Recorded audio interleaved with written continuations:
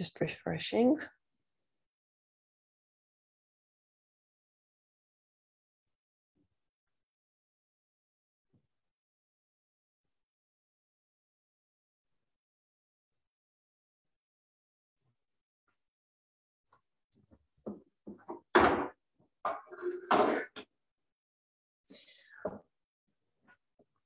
Just a minute, it's loading. If we're already live, then excuse me.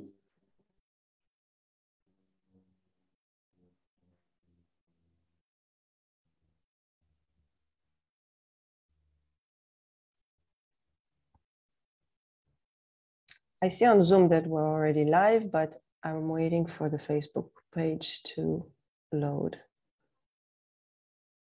It's coming.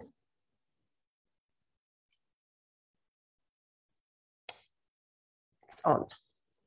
Hello. Good morning. It's been a while since we did a live stream session. Yeah. And we're happy to do it today on Christmas Eve. Later, Ruti and I are going to meet face to face.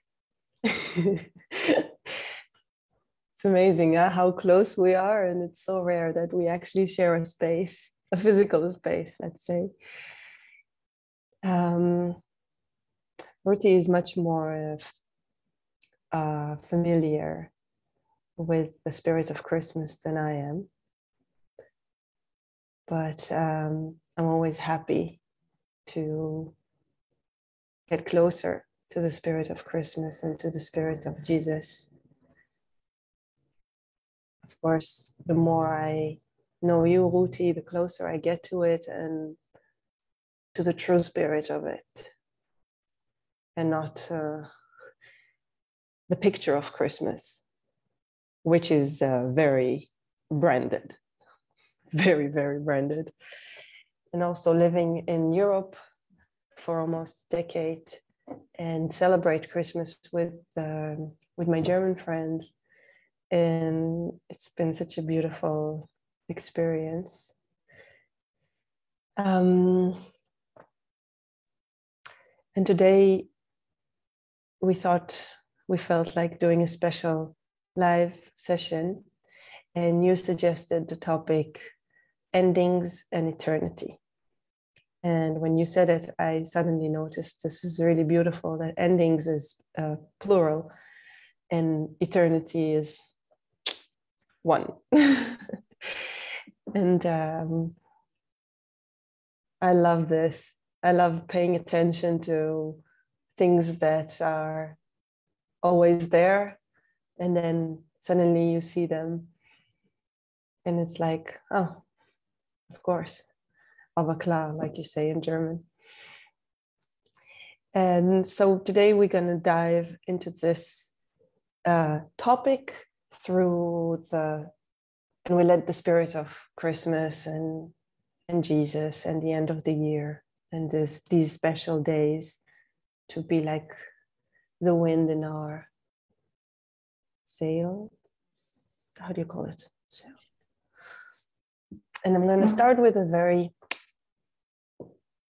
straightforward gate, reading the definition of end in the internet. End, noun. There are two definitions. A final part of something, especially a period of time, an activity, or a story. 2, a furthest or most extreme part or a point of something. This is usually what I refer as the edge. And maybe it's a nice thing to notice what's the difference, and is there a difference between edge and end? They even look similar words. So where would you like to go now from here? Let's go to Jesus on the cross. Actually, seems like the exact opposite of nativity, of the birth of Christ. But actually, it is not, because when we listen to spirituality, to the way that it really is, and not to the way we understand it by our mind and our modes and paradigms, then actually on the cross, we can see the nativity being complete. Meaning that Jesus Christ, the manifestation of God, an act of love by God, enabling us to, with our brain, with our mind, with our senses, to grasp the truth as it is when it is alive. Can you put the mic closer? Yeah, sure. So the incarnation is God taking form, putting on flesh. I like when you do this little look. God takes a form. Because it's not totally accurate, but it is important to say it that way and to see it that way. Yeah. Because the act of love is the incarnation. It is very similar to saying that real communication really happens when we share. Okay? It is not exchanging opinions. It is not exchanging concepts. It is sharing. And it is not, of course, taking control over someone and establishing your own opinion over his or her. But actually, it is that when God was incarnated, it was in order to enable us to grasp the truth, as it was in the beginning, is now, and ever shall be, world without end. Amen. In our own ability. And through that, we can learn that our image and liking is of God's.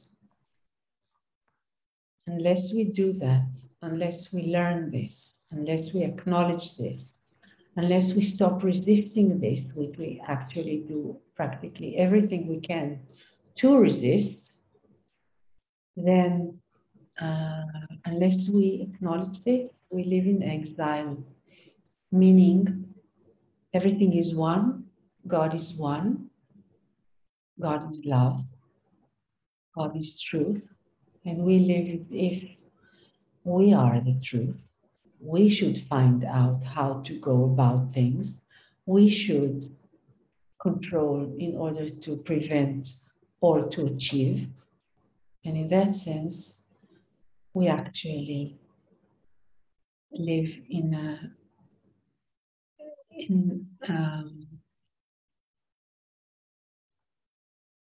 really, really fundamental error that takes us to do more in order to think that we are saving ourselves and actually deepening ourselves into the error itself. The sin is not being bad, as it was understood by many religions. The sin is that I went astray. I lost my way because I stopped listening to the one, and I've begun listening to me, to my understandings, to my needs, to my fears, and I've begun to be, or continued to be, the director of my life, which is actually nonsense because we can't, but we live as if we do. So when Jesus is on the cross, what he said is, first of all, when he's on Mount Olive, and he knows that he's going to be given over to his persecutors, he says to the apostles that are with him, he says in prayer, he says to God when they are asleep, he says, God, can you move away from me this glass of poison? And without any delay, he continues to say, your will be done. I am in my sender, and my sender and my Father is in me. And that is complete. The universe, the whole creation is then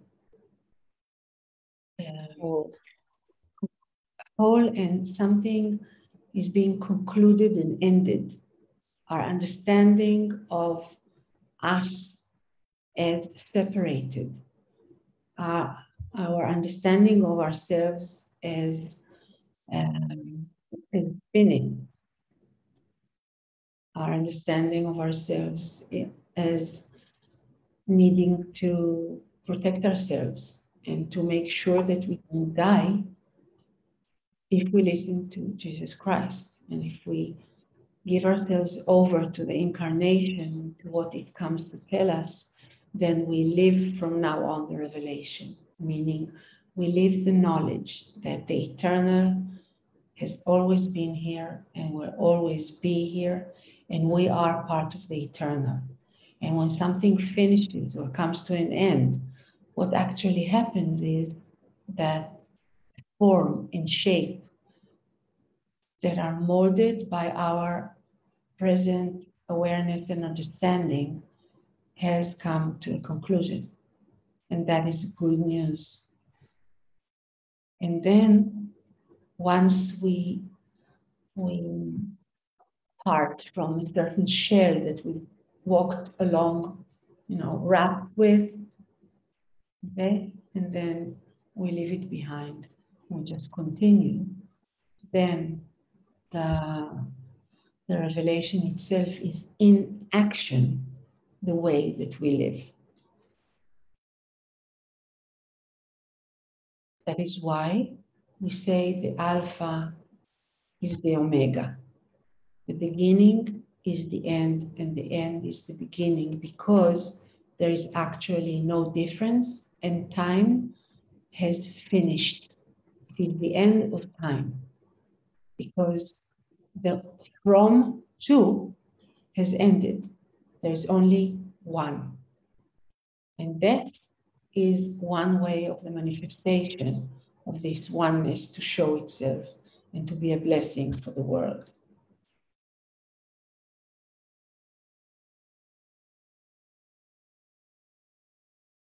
I think one of the things that moves me and amazed me most when I got closer to this knowledge through Jesus Christ, because the knowledge is the knowledge, and what Jesus Christ is one of the most beautiful ways to get closer and to learn this knowledge, is when you read this this paragraph before Jesus goes to get caught by the executors, and you said this phrase that he asks God for mercy, like to live. And this is so human. And then in the same breath, he says, whatever you want or not want, it's just my interpretation, simple words. Your will, yeah, your will is what I will do, as I am your will. I'm in your will. And this, I don't know, it's like when you say the penny dropped, as if it's a penny, but the possibility, the option of being what we used to think of two, either or, is 100% human and 100% God. And by God, I mean eternity. Yeah, we can say 100% final, temporary, finite, yeah, exactly. And 100% immortal, a mystery, spirit, 100% spirit, 100% matter, whatever. These two dimensions, these two expressions of the same oneness. Yeah. And holding this, just for a minute, just holding this possibility without trying to make sense, without trying to think how to live like this, without explaining it to myself or to someone else, without trying to convince someone that this is good or even this is just the truth. Just for a moment to be in it. Let this baffleness to baffle me. Yeah.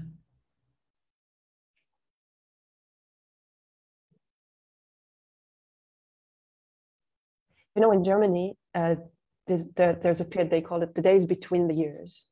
It's 10 days, I think, between Christmas and a few days, like I think maybe 3 days after New Year's. And then these are really holy days that you take to be quiet. Germany is not a very religious country, but the spirit has nothing to do with it. It's so personal. It's so intimate. It's so individual. It's so eternal. It's so unconditional. Unique.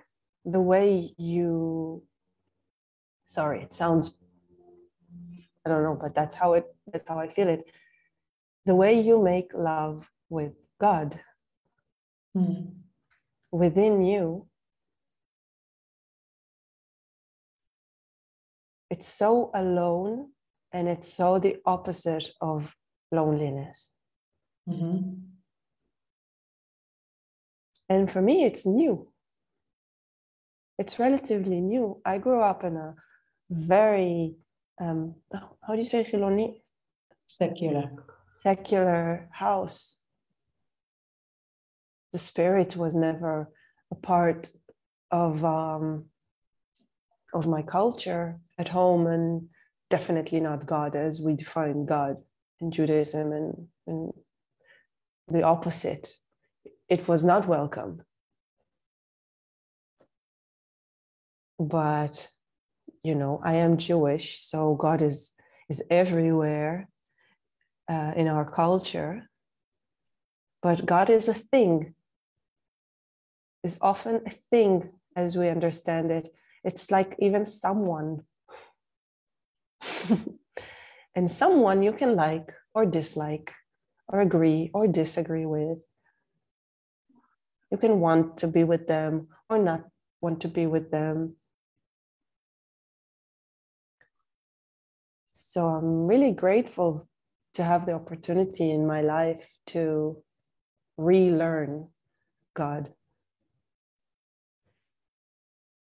And I really feel that this period in our lives, I mean, COVID especially, but I don't know, this era, this century, this millennium, I don't know, it's 2,000 years to Christ, more or less, right? Since we started. And I think that in the zodiac,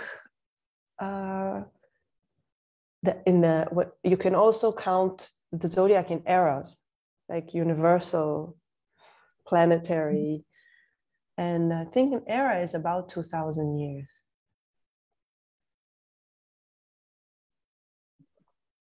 So it's It's an end of an era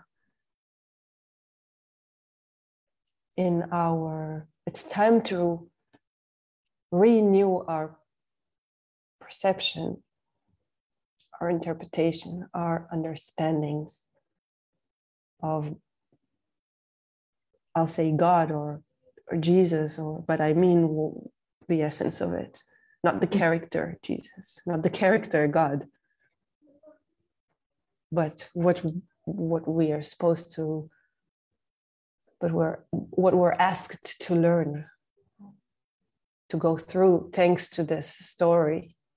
Like the definition of end, the end of a story. Only a story can have an end.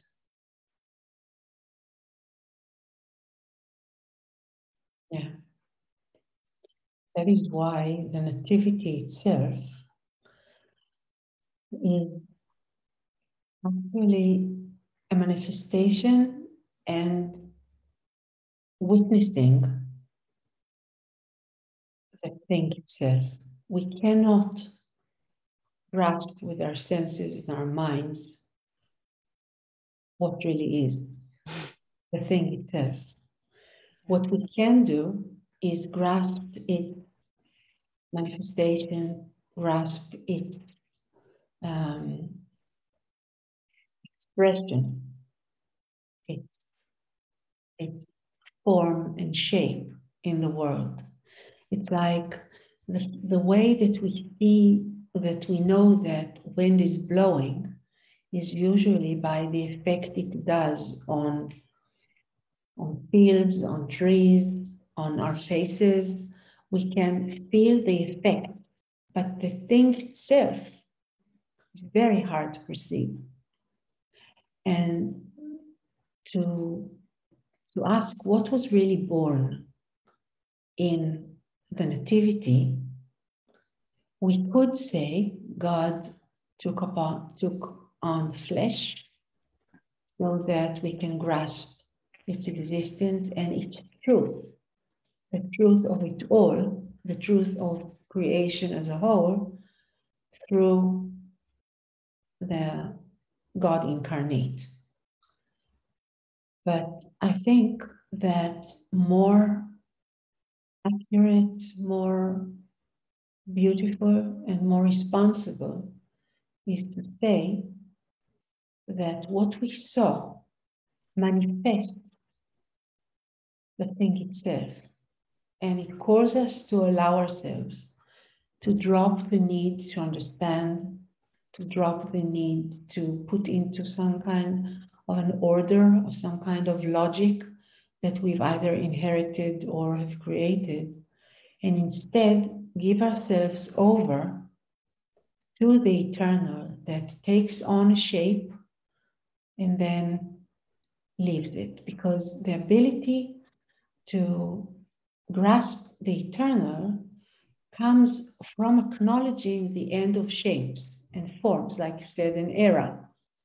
Okay, when we acknowledge that there is an end, instead of thinking that we are left without, which would be what the mind would say, because it says that it's enough. Yeah, it's over. Yeah. Then I can now be more free, and even my attention can be not drawn to anything else but what is now, what is here. And then from then I can grasp the thing itself. And it is not by understanding, but it is by really seeing the beauty that shines to me and the simplicity that speaks to me and that runs everything and makes everything alive, gives breath to everything. That I can do only if I'm not holding on to shapes and forms, being afraid that they would be taken away from me. First of all, because they would be taken away from me. Second of all, because when I'm concentrating on this, I am missing out on the thing itself and its eternal being. Yeah, and it's sharing, because it's constantly sharing things with me, sharing knowledge with me, sharing beauty and wisdom and love uh, and and practical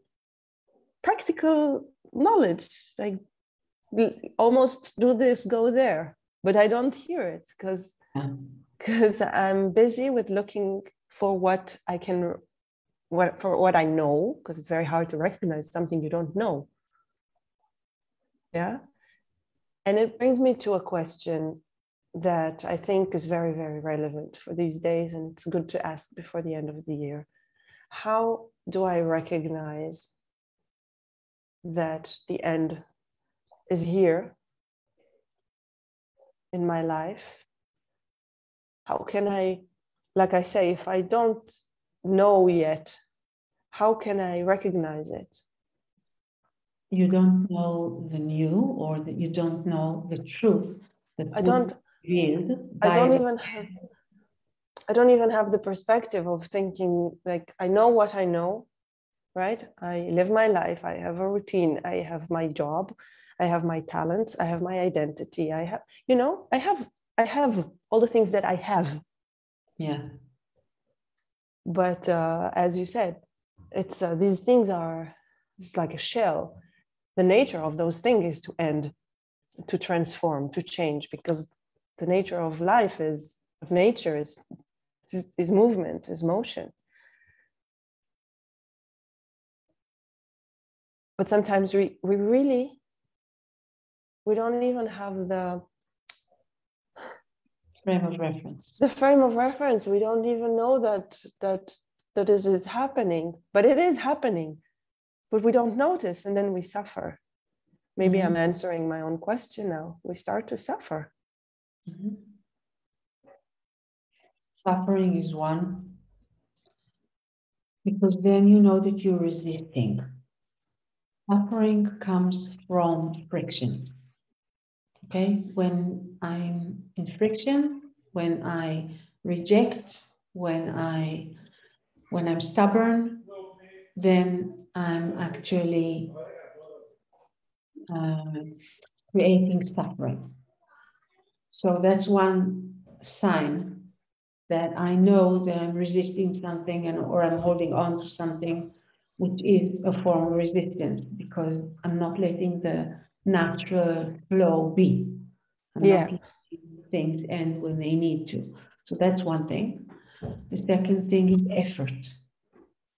If I find myself in much effort, if I have to do a lot in order to get something, if I have to work much in order to do something, then I'm not aligned with a natural law.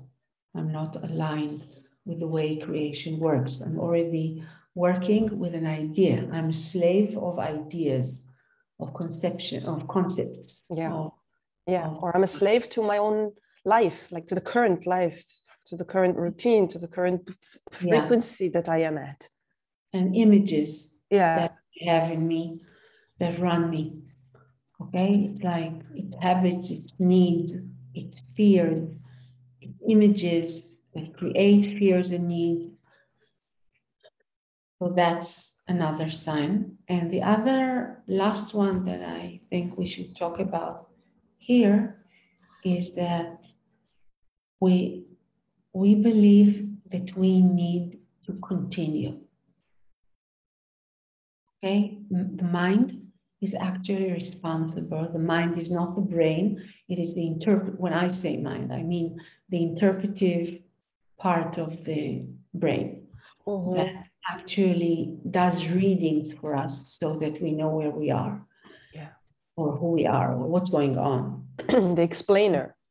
Yeah, the explainer, exactly. So when it begins to tell me that I am threatened, okay, that I am threatened, that's a good sign that something is ending. Because if the mind feels secure, it won't, sound the alarm. It would just continue. But when I feel threatened and the mind says either go to war or close the door and lock the lock, or keep a distance, or make them go away, okay? Actually, what I want to do is to do exactly the opposite. I want to ask, what is actually coming to an end? What is the acknowledgement that is rising and revealing itself to me? And what am I resisting and why? Do you have an example? Yeah. For example, let's take two examples. One is, let's take from COVID, because it's so alive in our world today. I think that when I'm prevented from doing something because I'm told that I cannot do it, okay? Yeah. If I believe that when I'm prevented from doing something, then I am not free, I'm enslaved, someone took control over my life and over me, then I'm actually resisting, okay? Because what I'm about to find out is that when things are taken away from me, and I did not choose to give them away or to give up on them, but they are being taken away from me, that would enable me to see that I am not the things that were taken away from me, and I am not the thing that I believe or believed that I was. Okay, and then if something is taken away from me, then I can't be happy, or I'm missing, or I'm lacking. Or who am I? I don't know who I am. Or who am I? Right. So actually, the resisting the ability of someone or of a government to tell me you cannot do this and that is actually going to reveal to me the eternal that I am, and not the temporal, not the thing that I believe, the shape that I believe that I am. The problem is, and I'm saying it with a smile, but with sadness, is that when someone threatens the way that I believe that I am and that I believe that my life should go by, then I usually resist, and I make much noise in resisting and in following my rights, and in not allowing anyone to disturb the business as usual of my life. But actually, if I will belong, if I will allow this to happen, then I would find out that I am more alive than before, because the things that I thought were conditioning me, the things that I thought were determining that I would continue to exist or that I am who I am, never did determine and never were conditioning me, really. I just lived as if I was conditioned. Okay, so when I let go, when I find out that that thought is what making me resist putting much effort, creating drama and friction and then suffering, and I would stop there and ask, what would happen if I won't resist? And allow myself to be in a way helpless and in a way in deep uncertainty. There's no deep uncertainty, total uncertainty. Then I would find out the eternal. That is why when Jesus is on the cross, when Jesus is on the cross, he calls God and say, why did you leave me? And actually, when I look from a human being's like the way that we used to understand, or we are used to understand what being a human being is, and that continuity is our responsibility, then we feel that God has left us.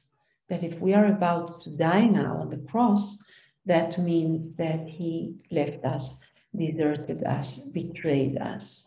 Okay?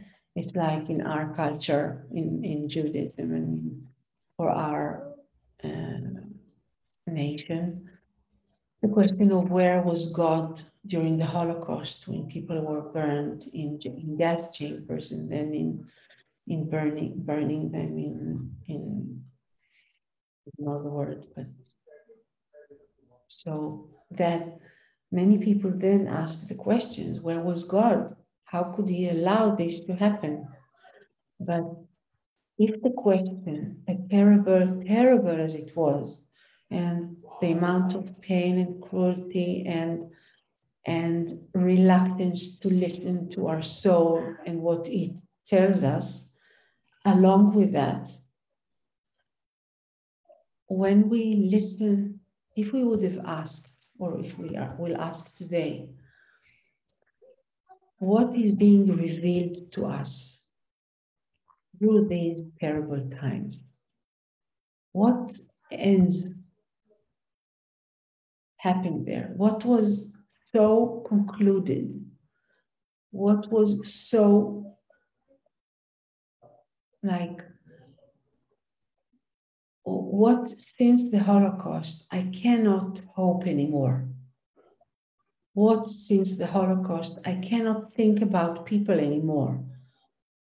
For example, I myself, I'm pretty sure that I would have found myself going to gas chambers because I would not believe that people are capable of doing such things. And I would think that it was, rumors. Okay, but they could, and maybe I could. Maybe if I were German at that time, if I would live in those years, I don't know. I don't know where I would find myself and what I would find myself doing.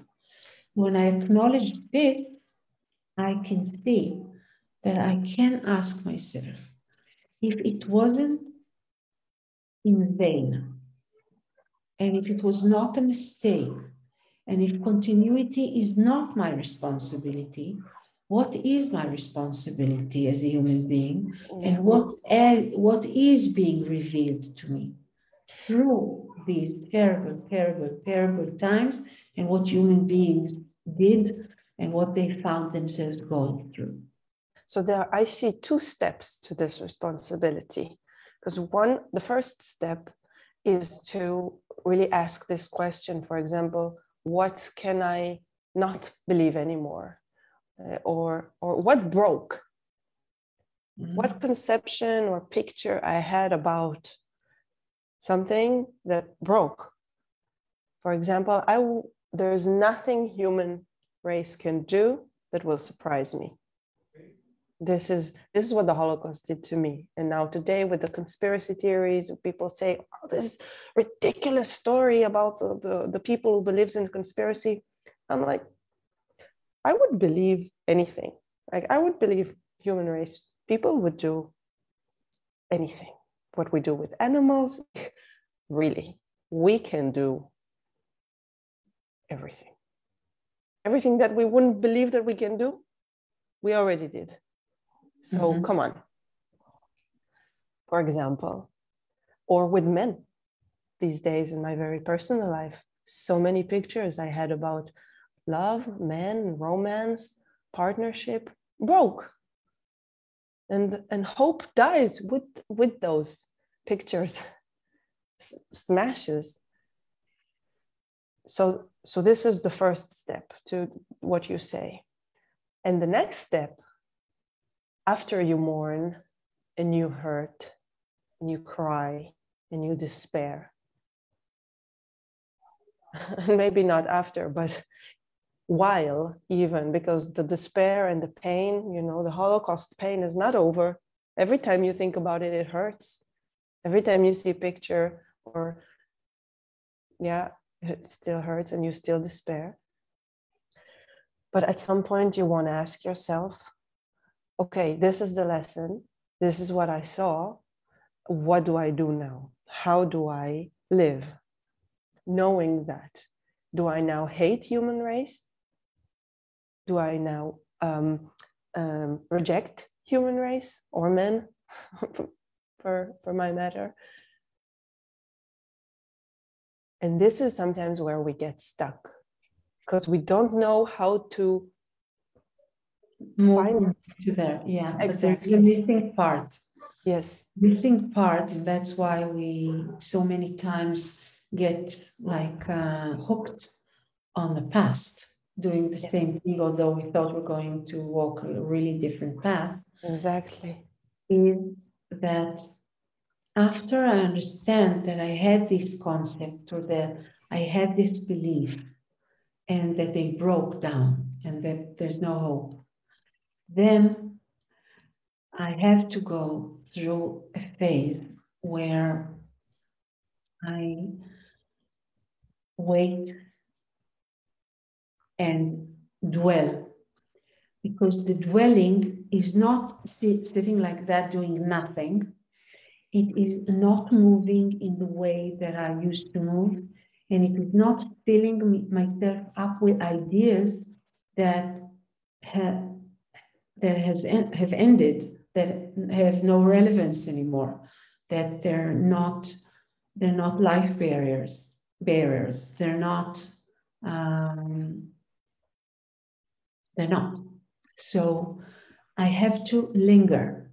I have to stay there and not fill anything up and not move somewhere, just being there and letting what has ended really come to a conclusion, really come to an end. Yeah. And then my sight, my attention, and even the way the particles of my body and the particles of my awareness and my consciousness are now able to see the new, which is not new, which is just, and it's a big just, but it's just whatever it can, whatever everything can be, and that is, I'm touching now eternity. Okay, when Jesus Christ says, God, why did you leave me? He's also filling and fulfilling his mission here, his spiritual being's essence. And that means that it is the absolute yes. When we say with all our hearts, with all our might, with everything that I am saying the absolute yes. The absolute yes does not mean that I lose myself. It means that at last I know myself, that at last I now am aware and acknowledge my nature.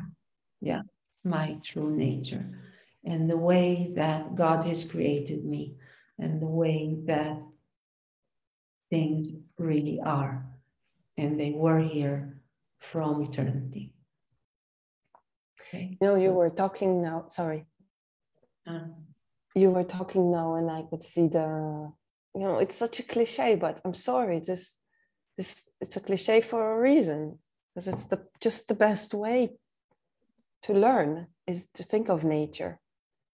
Mm-hmm. And you were talking about this lingering, this period when something needs to end, and I heard it needs to die, and you need to let it die, and death takes time. There's a pigeon on my balcony. There was a pigeon. She got stuck on a wire, and I guess she couldn't get away, and I found her dead, like hanging, very dramatic, and her wings were open like this because gravity opened her wings. And it's been almost 2 months, and she's just decaying in the air. Slowly, every day, I see death. And I'm thinking, and a few days after it happened, the pigeons, it was just like a little funeral. I don't know if it was real or just my interpretation, but there was like for 10 minutes, lots of pigeons were just on the wall next to her. And I thought, hey, life, hey, death, hey, nature, this is how it happens. This is how long it takes. And life, sorry, again, the cliche, life goes on. Life is. Yeah, but when we say this, and it's a good thing to, when we say this, we actually usually say we go on, the living go on. No, so what I wanted to say is when the death process, natural process, comes to an end within ourselves, the life that we are will just bring something. It's even more beautiful than that. Okay. As much as we die, the more the eternal is present to us. Okay? The more we let things end. You know, now you were speaking about the pigeon. I said, because I thought of the pigeon, I thought of how it is like a bit like being on a cross. It's like you're stuck with thorns inside, or with not thorns, but metal inside you, and you cannot move, and you're helpless, totally helpless. Yeah, but along with that, not thinking that it's beautiful, I wish we could fly. But when I am decaying, when I am like more and more dying, the presence of the shape becomes more airy and more non-existent. And then the light can shine.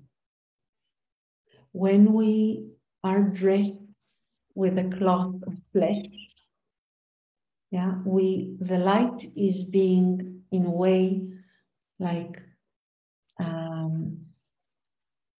dimmed a bit.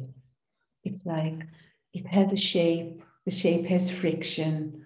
It is that way. It should be, because we have to learn this is also absolute light.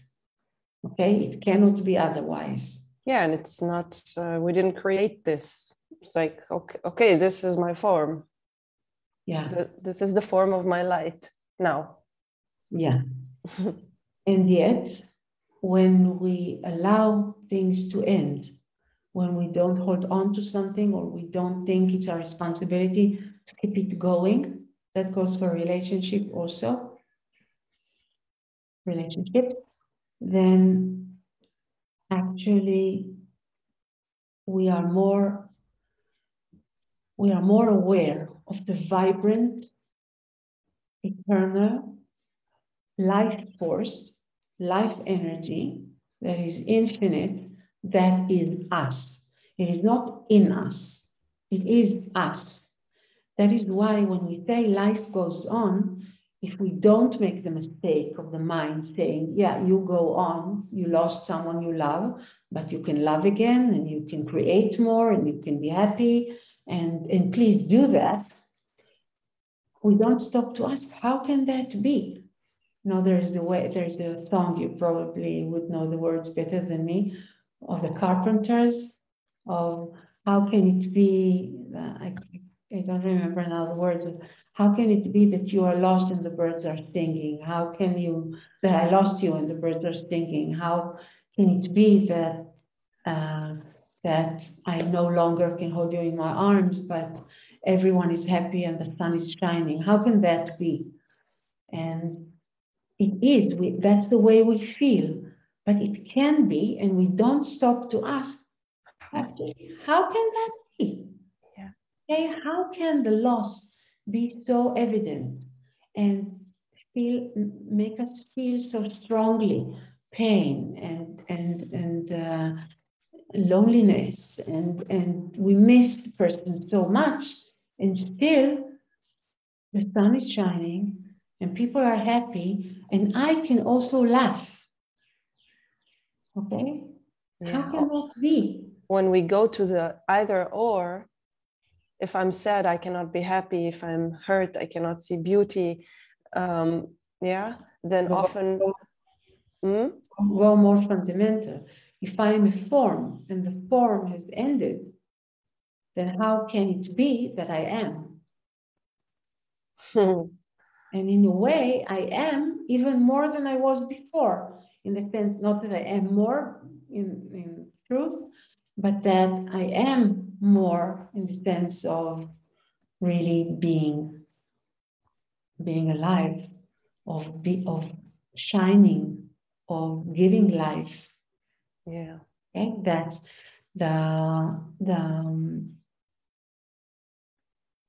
Christmas or the Feast of Nativity is actually realizing that the eternal is always here. But the question is, are we listening to it? Are we giving ourselves over to it? And then the forms and shapes that we take upon ourselves and that we agree to, or that are put on us, they are manifestations of that eternal or that eternity. And they are not a condition of it, and they cannot ever end it. The form can end, but the essence can never end. And when the form ends, we have a very, very clear glimpse of what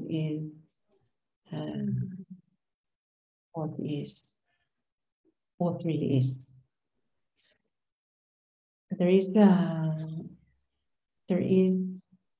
I'm sorry, and one more thing.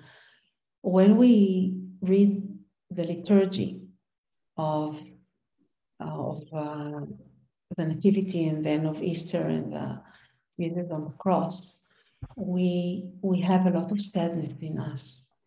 Okay, this beauty is actually gone, we say to ourselves mistakenly. But actually, this beauty now is alive in everything and is alive in me.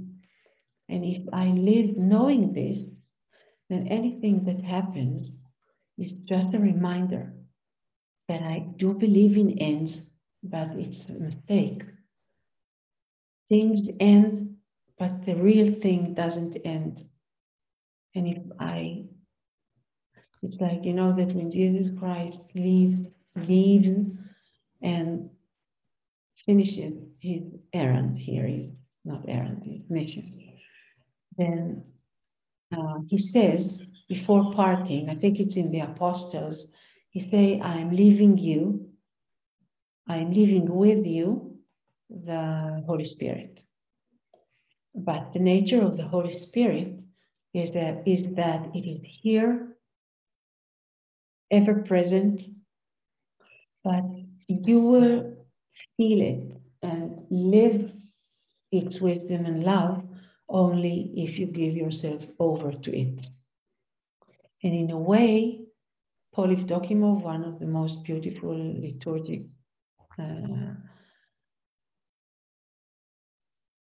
creators, says that Jesus is the beggar of love. Because actually, he knocks on the door all the time, calling us to remember and to come back to the thing itself, to what really is, to the love that is ever here. And we argue a lot, and we resist, and we ask to understand, and we ask to be given proof. Yeah, why should I? Convince me. Or is it responsible for me on my behalf? Am I responsible to do that? Leave the floor without anything underneath? Without wings. Yeah, without wings, exactly. But am I without wings? Can I be dropped? Is there an outside from that oneness? Or am I just hallucinating with thoughts that are as if this is how it is, but they're not?